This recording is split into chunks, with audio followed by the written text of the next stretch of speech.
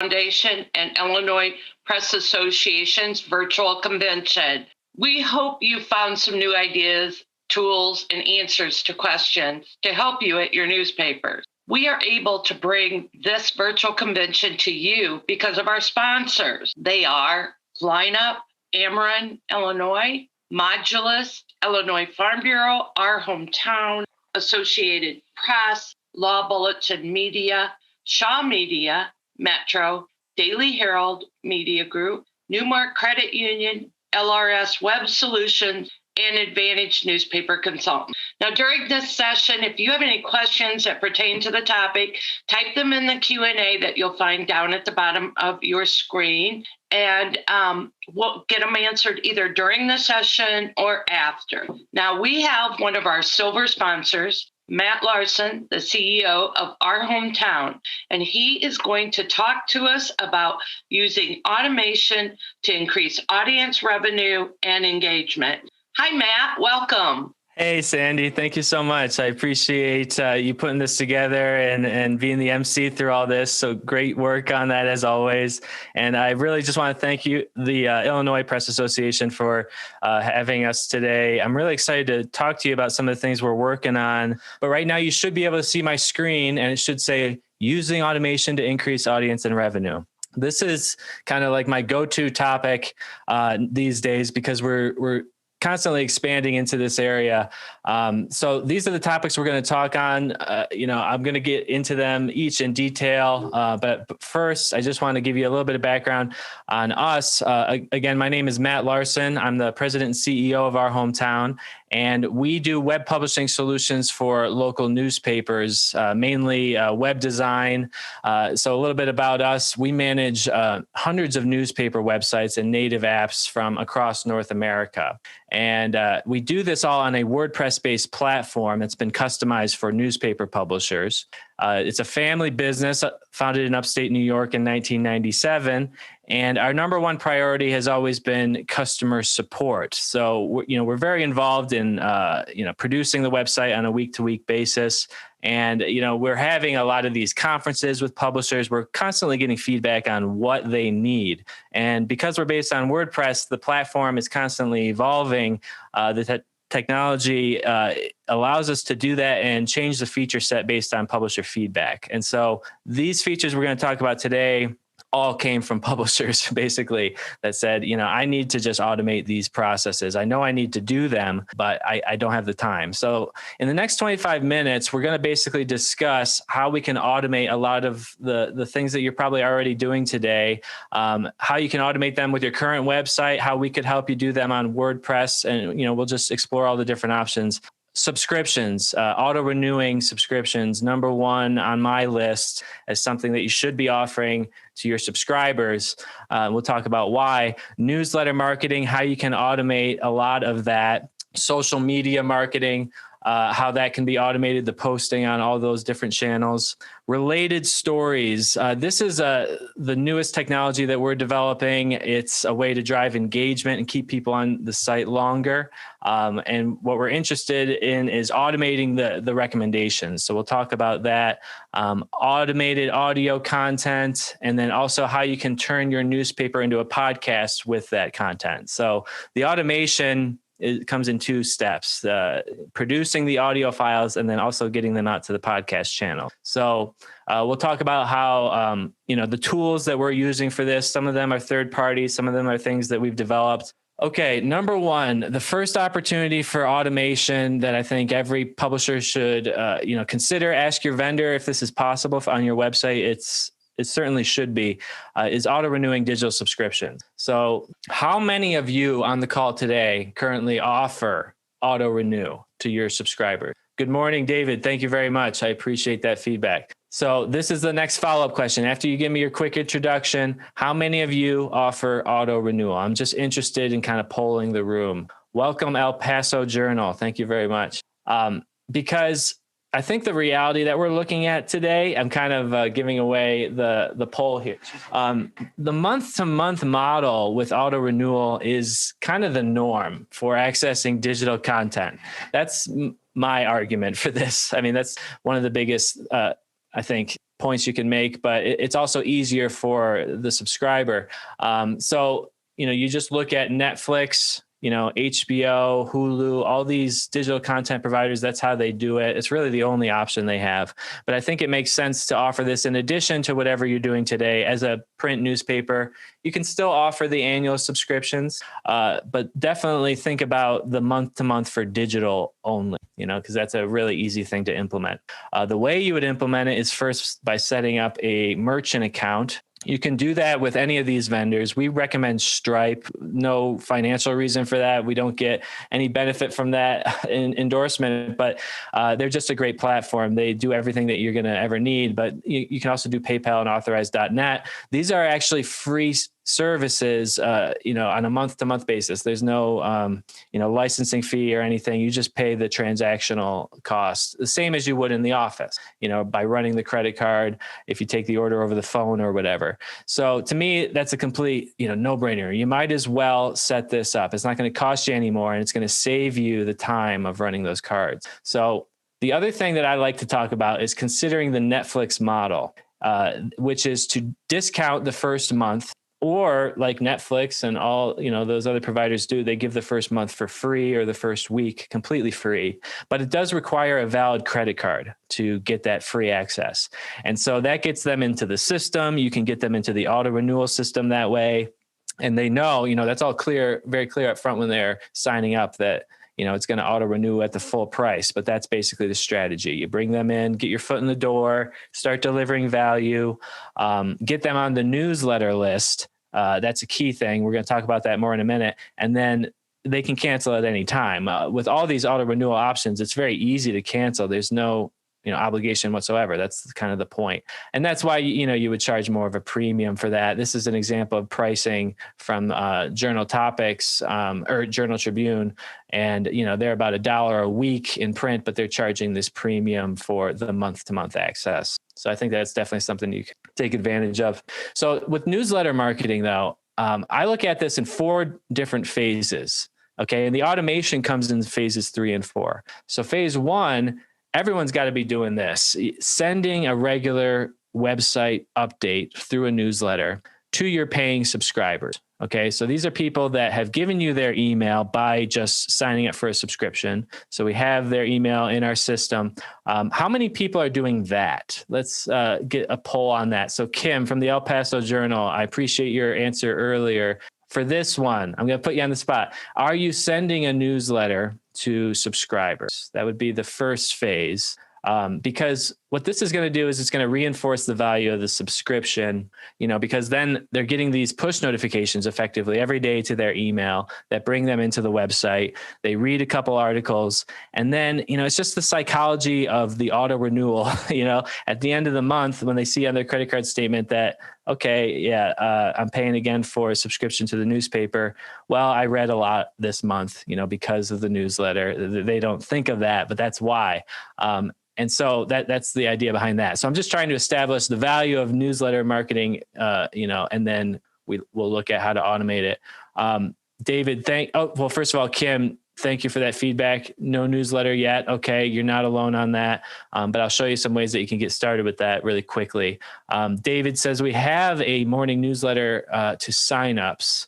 An afternoon to subscribers only, and one for breaking news. Okay, so you're all in on newsletters, so that's great. I'm guessing you're at probably a daily there. Excellent. That's the strategy that I would suggest working towards. You'll see that in phase 4. And then Kim also says, we do not have digital access. Okay. My partner at the Journal is 26 and pushing us towards that, but I am old. Okay. Well, let's talk about some ways that we can step into that.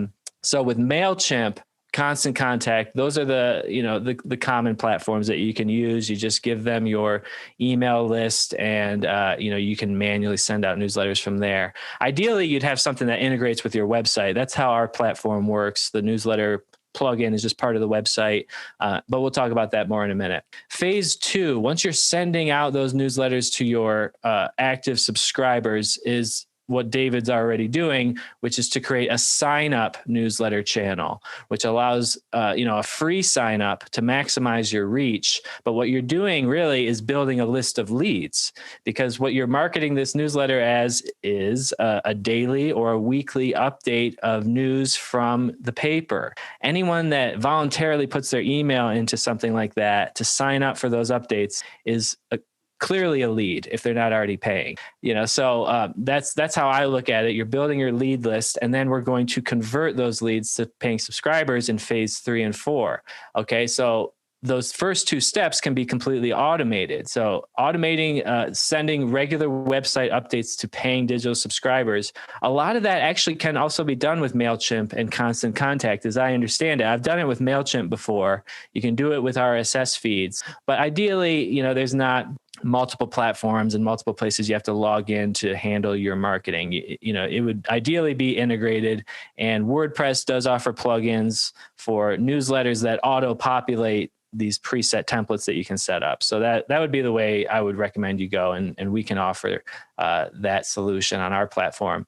But in phase 4, you're going to automate the sending of news updates and promotional offers to the non-paying newsletter subscribers, right? This is why we offer the free newsletter. I mean, there's other reasons, but from a subscriber growth perspective, this is why we're doing it, because we're sending them the news updates. We're offering this free service just, because it doesn't really cost us any extra to do it. So they can be on the newsletter list, but then occasionally they're going to get these promotional emails. We could send out dedicated newsletters just to them, just like with a full pitch, or you could do things just like add a banner ad just to the emails that are not paying subscribers. And offer them a promotional discount, 25% off or whatever. You could make the first month free, like I said earlier with the Netflix model. Offer them that kind of discount. Make it feel like it's an exclusive offer, because they're not seeing it anywhere else. They're not seeing it on the website. They're just getting it in their email.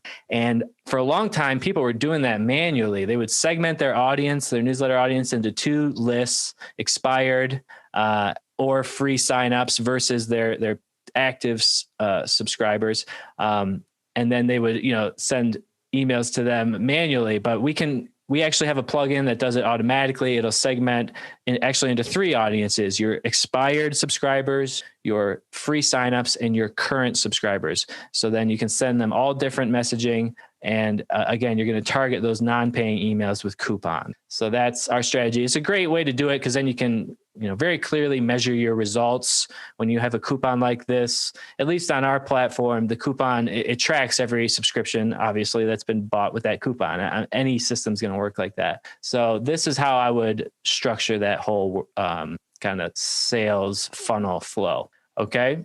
So drop any questions you have at any time into the chat, please. But I'll just keep going with social media marketing. Let's just poll the audience again. How many people are marketing on social media in one way or another? Are you, that could just be posting links that you publish on your website. It doesn't need to be anything beyond that. So I'm interested in the feedback on that. In my experience, in the publishers we work with, most of them are doing this because they recognize the need to reach this audience. And, there are several options for doing this. We see all kinds of different approaches. You can hire a freelancer to do this. This is something that, a lot of young people can do. They're very savvy with social media, so they can do this stuff efficiently. Or you can just add it to your editorial tasks, the people that are already working at the paper. You can bulk schedule it, and there's a lot of different tools for that. You can use, actually for free, I think you can use Hootsuite and Buffer up to a certain level, and basically schedule all your posts at once. So you're just bulk publishing. So it's just a more efficient way of doing it. You do save time that way. And you can also just use the scheduler on Facebook, but Buffer or Hootsuite would be better, because then you can do all your channels at once. Okay. And David says Facebook heavily auto feeding of posts to Twitter and Instagram. Oh, okay. So that's another good workflow. Actually, that would be the way to do it if you're going to go with this, because you could schedule on Facebook Scheduler and then set it up, connect your accounts to your Instagram and Twitter. So it goes from Facebook to the other channels. So it's just kind of like a domino thing, but it's the same effect. You're just posting it in one place. So that's a good solution. I should add that. Now, the other option is to automatically post from your website. Now, if only that were possible. So that is possible on WordPress. We have a plugin that we've engineered to schedule and auto post all the articles published on the website to social media. So you don't even need to take that step of scheduling, the bulk scheduling in Hootsuite or whatever channel you use. It's just you publish it on the website and it automatically goes out there.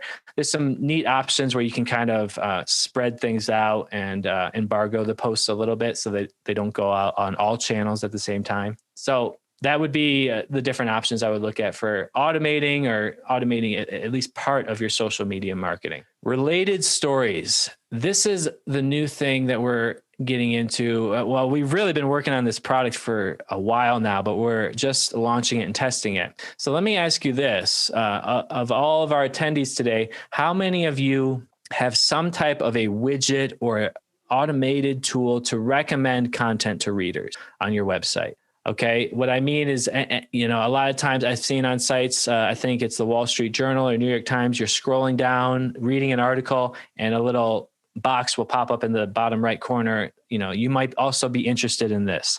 It's trying to get you to read more stories. It's pretty simple, and it's not a new concept, the idea of recommending the next thing to read to keep you going. Because that has definitely shown an increase in page views. Having that feature versus not having it, you're going to get more page views on the average visit if they can scroll to the bottom of a story and read more. Now, what we've been doing. So I just think it's interesting, though, to question exactly where are these recommendations coming from. Now, I don't see any feedback yet, so I don't know if anyone has this feature on their website. But if you do, ask yourself, where are these recommendations coming from? Because on WordPress, the open source version of WordPress has a widget that we've been using for years, and it's been doing very well for us. It clearly is getting clicks, but we realized all that it was doing was recommending, it would say more from sports. So it would simply show other stories from the sports category in chronological order. And it did make a lot of sense from a publisher perspective, because what you're kind of doing there is creating the effect of looking at the sports page, on the newspaper, because that's what would happen when we used to read, the print edition and everyone was reading print.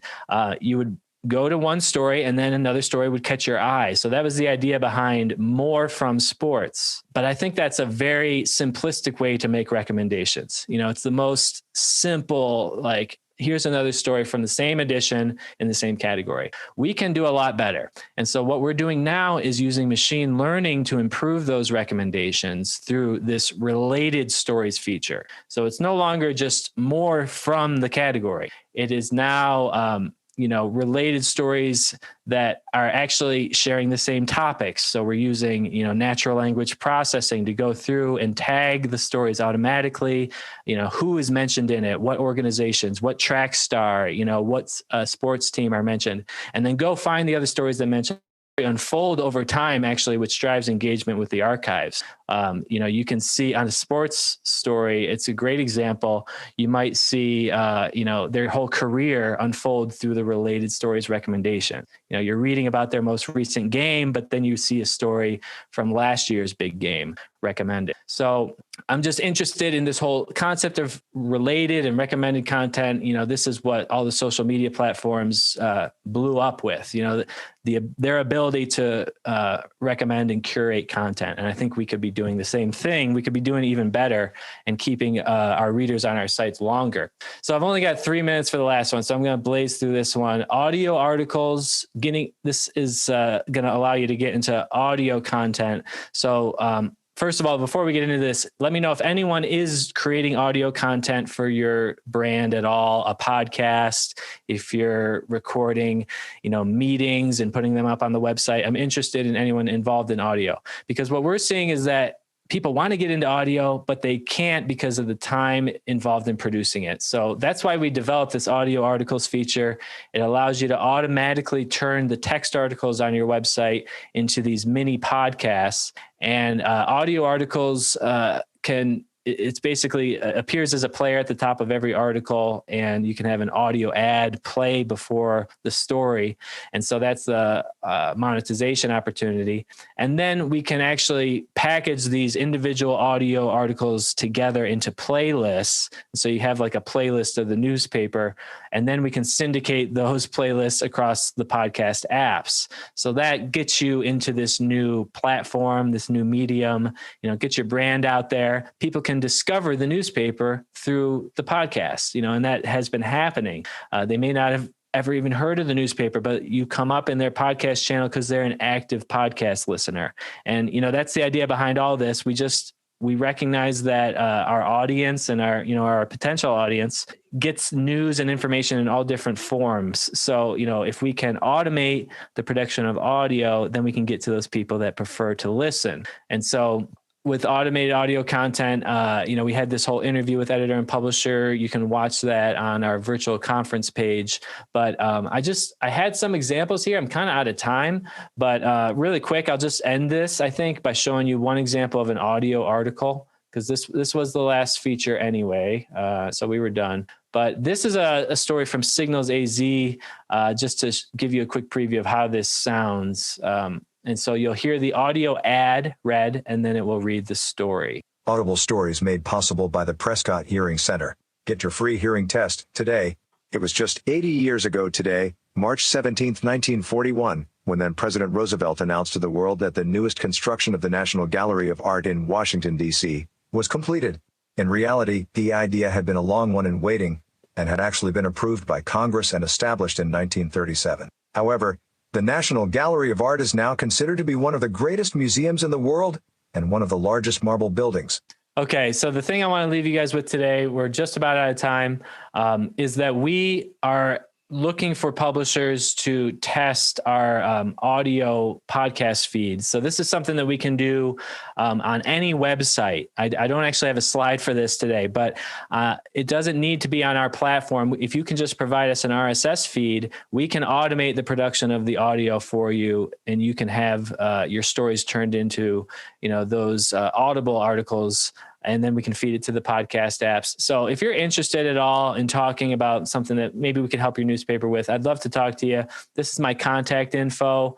If you want to learn more about audio articles, I think I can publish to attendees. David, thank you very much. I will reach out to you. But you can also just sign up for, the trial there. So basically, anytime someone wants to test this out, we'll do 30 days completely free, trying out the audio articles and the whole feeding to the podcast. And we'll get some feedback after we do that test. But that's all I got. Thank you so much, Sandy. Appreciate it. Well, thank you, Matt. I love those audio ads. I think that's a great revenue producer, and I think it will be a good thing for people. So hopefully we'll get some interest in that. Thank you. But we really appreciate you sharing your knowledge and expertise with our members. And I want to thank you again for being a silver sponsor. I want everybody to watch for more opportunities to hear from Matt throughout the year, too. We have him scheduled a couple more times, so watch for that. So, right. Yeah, the ongoing webinar series. Yeah, thank you very much for doing those too. Sure. Appreciate it. So this concludes our programming for the Illinois Press Association and Illinois Press Foundation Virtual Convention. The IPAME Awards will start at noon, and the IPA Best of the Press will start at 2 p.m. But we want to thank you for your attendance to the virtual convention, and we can't wait to see you in person next year. And I, again, have to thank our sponsors, Lineup, Ameren, Illinois, Modulus, Illinois Farm Bureau, Our Hometown, Associated Press, Law Bulletin Media, Shaw Media, Metro, Daily Herald Media Group, and the Newmark Credit Union, LRS Web Solutions, and Advantage Newspaper Consultant. Congratulations to all our award winners, and thank you to the IPA, IPF staff for all your hard work in bringing this convention to our members. My hat's off to Sam Fisher, Cindy Bodoli, Jeff Rogers, Ron Klein, and Tracy Spoonmore for all you do. Have a great weekend.